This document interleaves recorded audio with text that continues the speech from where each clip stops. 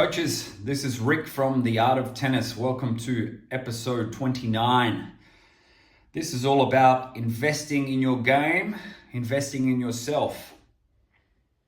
Now, if those of you who've never seen me before or been here, I do a weekly episode on YouTube to help coaches get better at their craft and a little bit more business savvy. If you're interested in these type of resources, I'm slowly growing a community on the platform School, which you'll find the link below. So let's get cracking with this. What is investing in your game? Now, obviously, as a player, investing in your game is done by your parents. Tennis can be an expensive sport to train, all right? To train a lot with, all right? It's going to be quite an expensive sport. So why do your parents invest in you? What do I mean by invest? I mean, invest is a term normally wrapped around with money. Okay, investing, buying a share, a stock, or buying a house, and it's an investment that hopefully returns a dividend or some capital appreciation.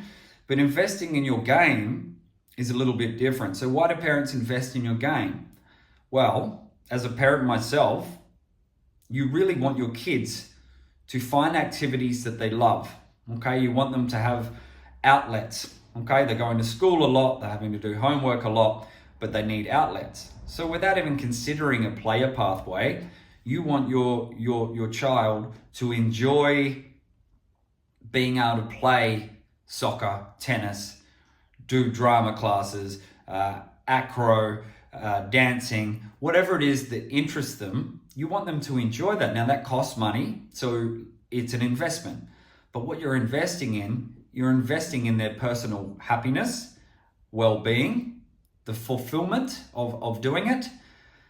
And if they are more into the performance pathway, then you're investing in things like the life skills that can come from playing a sport or doing an activity with a bit more intensity.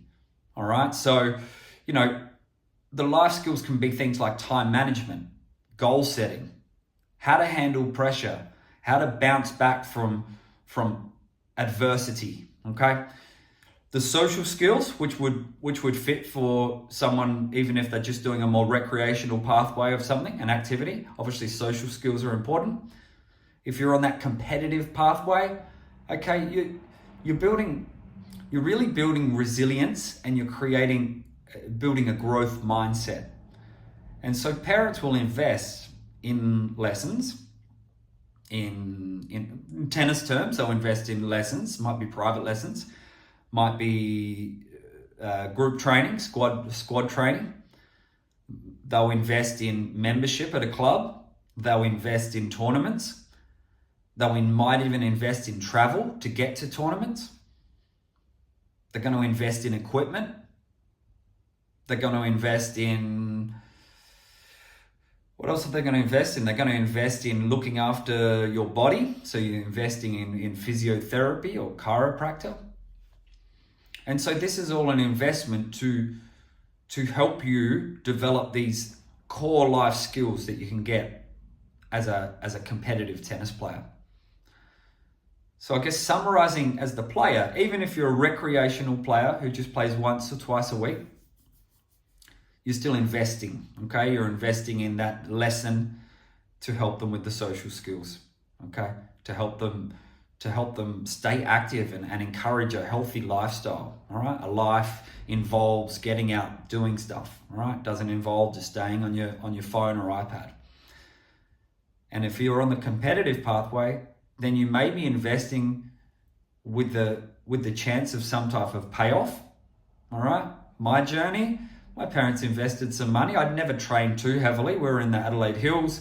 There wasn't that many training opportunities close by. So I was more a 3 times a week tennis player for a lot, but I got reasonably good. And the investment in these private lessons and McDonald's squad and whatever else, for me, it paid off because I went to college tennis for a year on a full scholarship. All right, it was made up of tennis and leadership, and somehow I had some academic component to it. But that was an investment that paid off for my parents. Okay, not all investments in a sport are going to have any payoff from a monetary point of view. All right, the payoff will come through those life skills, okay, or through that personal growth, and also through just teaching healthy habits that will stay with them for life. Okay.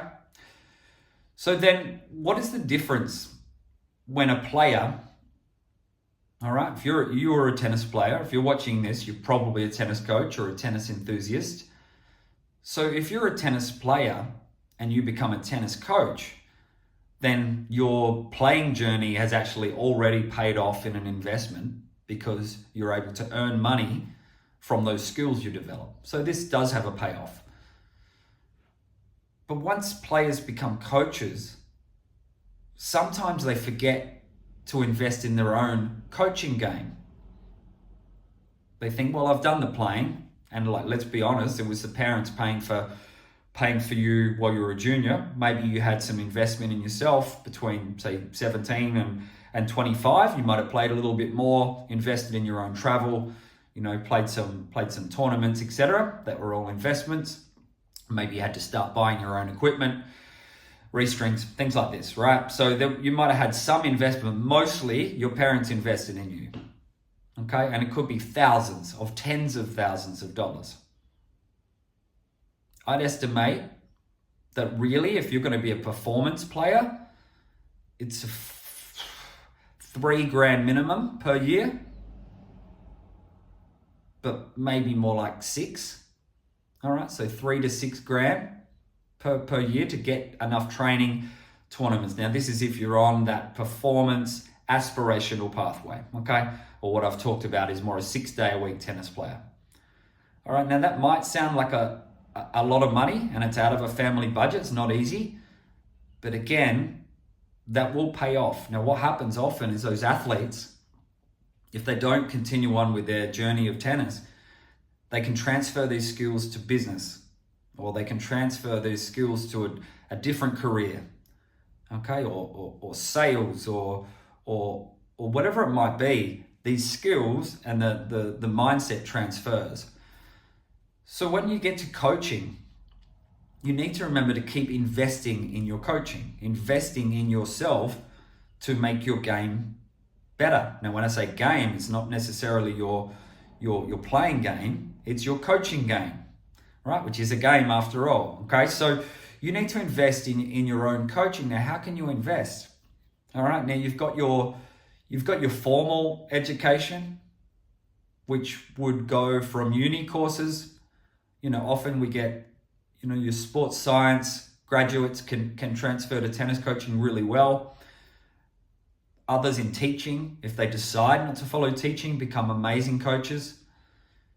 So you've got your formal education like that, or you've got your tennis coaching education, which there are courses in Australia, there are courses through Tennis Australia, there are also other courses you can do through Australasian Academy of Tennis Coaches, and another one which name escapes me, ATPCA, I forget, it's another one that you can do coaching courses. Now, the coaching course is a huge investment. I don't mean huge monetarily, but it's really important for you to build your skills. So you're a credentialed coach who has learned these skills on how to best deliver a tennis lesson. So when you play, sometimes the way you grew up playing and how you got trained by your coaches, that might have evolved a lot. So when you get to coaching, you might be outdated in how you're passing on the knowledge because you're just doing what you did when you were young, or what your coaches did to you when you were young. But the game changes, coaching changes, and it evolves. And so these courses are important to just keep you up to speed. So traditional education, uni courses, even some TAFE courses, your tennis education, Tennis Australia, AATC, and obviously if you're from around the world, you go to your government body or your coach education. Just Google coaching courses near me, coaching courses, something like that. You almost have to do that, okay? What else? Workshops, okay? There's conferences, there's workshops that you should be attending. Now, when I first started coaching, I did everything I possibly could. Because for me, I dropped out of uni and I made a promise to myself that if I'm going to drop out of uni, I need to go all in with tennis coaching. Not just do it because, I don't know what else to do. Even though that was partly true, I wanted to make sure I made that my craft, okay? It was almost like I was getting a trade. I had a lot of friends who dropped out of school in year 11 and they all got trades and I wanted to get a trade, all right? So tennis coaching become my trade, and to become my trade, to become decent at it, I had to do the courses, I had to attend workshops. And for me, I had a little chip on my shoulder that I wasn't good enough player to be a top coach. And sometimes I still have that chip because I never played pro. I never got a ranking point. And sometimes, even though I've sort of learned that that's not the case, and it might depend which level player you're coaching, but I reached college tennis Div 2 NCAA. So I reached a certain level, but it was not pro. And, I'm comfortable now that I've done enough work on my coaching game that between this semi-good playing background and quite an extreme coaching education, that I'm a very competent coach. What else? Books. I read books, lots of books. Now there's more video now with YouTube. So I watch more video now and don't read as many books, unfortunately. But back in the day, I was reading books on tennis coaching, books on business, books on psychology, all sorts of stuff. I have a really very broad interest, so I can look at all sorts of areas and then I can bring that back in to how to conduct a better tennis lesson. Mentors, okay? Mentors. You need to invest in mentors to help you. So for me, I was a part of a mentor group for business-wise, and I had different coaching mentors, all right? Tennis mentors. Now, I tried to get in contact with different people. A guy called Peter Burwash, who some of you may have heard of, Canadian tennis player, coach, commentator, who also started the Peter Burwash International, which was a tennis management program run all over the world at luxury resorts, mostly in hotels. And I was fascinated by this guy, read his book, loved it, and I got in contact with him. All right, he's a gatekeeper, sort of said, all right, I'll set up a call. And because I was young, passionate, enthusiastic, I had an hour call with Peter Burwash, and I had a list of questions, and I just asked him and learned. I remember one time meeting our state coach when I was starting out, when I was in Western Australia. I wanted to meet the state coach and I had a list of questions, technical questions that I didn't understand. And I was humble enough or smart enough to go and talk to him. Otherwise, lots of mentors through books. In person, you learn from the other coaches on how to become better. So I think the mentorship is just essential. I think where coaches struggle a little bit is if they cross to the business side of coaching, they really lack the skills on how to run a small business. So that's partly why I'm doing this, is because I have a combination of coaching skills and business skills. And that is the area where coaches are lacking generally. Okay, some of you might be very savvy on the business side and also very good coaches, but you still have to keep learning and growing. So mentorship's important. Your well-being is important. That's another investment as a coach. Your well-being. I mean, I do every 2 weeks, I go to the chiropractor. It costs $80. All right, now I get half of that back for half of the year till my health benefits run out. But that's an investment in my body to keep me going so I don't miss days, okay? Miss because of injury. So that's an investment, all right? Fitness, staying fit is an investment. Gym membership is an investment. Good pair of shoes is an investment. The investment, and once you can think of investment, then everything you do, everything you purchase or sign up for, you're thinking, okay, I'm learning about this, or I'm getting this because it's going to help me over there. So just like financial investing, you're getting a return, right? Not always monetary, okay? It might be something slightly different, but how does it affect you from the monetary point of view? Well, you become better. You become more engaged as a coach because you've got all this knowledge that you can pass on. So if you've invested in these courses and workshops and mentors and books and your own well-being and masterclasses and whatever it might be, you're more confident as a coach. And if you believe in yourself as a coach, then the players believe in you more, right? Understand that like a good salesperson, if they believe what they're selling is worthwhile, they will become amazing salespeople.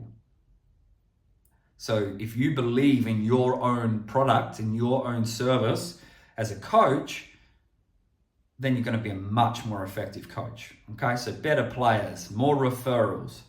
You can charge more because your qualifications have gone up. Okay, you are more likely to land these contracts at clubs where you can establish a business for the long term. You're going to avoid burnout. Now, burnout in coaching happens when you're bored or you're overworked. So I've found that when I get bored, I need to find something on YouTube, some sort of masterclass, and learn that to almost just add some fertilizer to my brain to get going again. Because you can get bored, and the burnout is almost like boredom crossed with physical burnout. So you've got to keep your body right. You've got to be investing in your body to avoid that burnout. So both investing in knowledge, investing in your body. So you're going to build a better reputation if you're someone who's constantly investing in yourself, investing in your coaching game. Okay? And that skill growth will compound because you're just building skill on top of skill, and they almost cross-pollinate, right? You learn an idea from here, and then you add it to there, and it cross-pollinate, I think is the right term, right? Cross-pollinate. So it's essential. If you're a coach, don't just do what you did when you were a player. Okay? If you've been coaching for 3 years and you haven't done a workshop or a course or read a book or watched a YouTube channel, etc., then you're on your way to finishing your career as a coach. Okay? It's just gonna either people are they're gonna think you're just doing the same stuff and there's no growth, or B, you're just going to get bored and you're going to eventually change careers. You'll be like, oh, it's not for me. So coaches, get investing in yourself, just like your parents invested in you as a player. And it will cost money. Okay, I've invested in thousands of dollars in single programs. Right? I've invested, I don't remember all the prices, but I know I've paid for weekend workshops that are $1,000, okay? Paying for these year-long mentor programs, business coaches. I've had 3 different business coaches, and that investment paid off hugely, okay? Especially with one of the business coaches, it really paid off. So consider how you can learn something new, either from a coaching point of view or from the business side, if you're running your own business. So I think that's it. An important episode for you guys as coaches to understand that once you're a coach, the investment has not stopped. You need to keep that going. I would say for life, all right? But especially in those first 5-10 years of your coaching journey, you need to be heavily investing in yourself through all sorts of different ways. So I think that's it. Finish the episode on investing in your game. So as coaches, please think about ways that you can invest in yourself. You might invest time, you might invest money, or both time and money.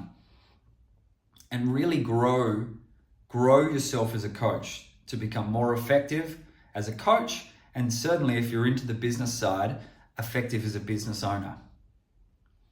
So that's it. Thanks for tuning in, and we'll see you next time. Cheers.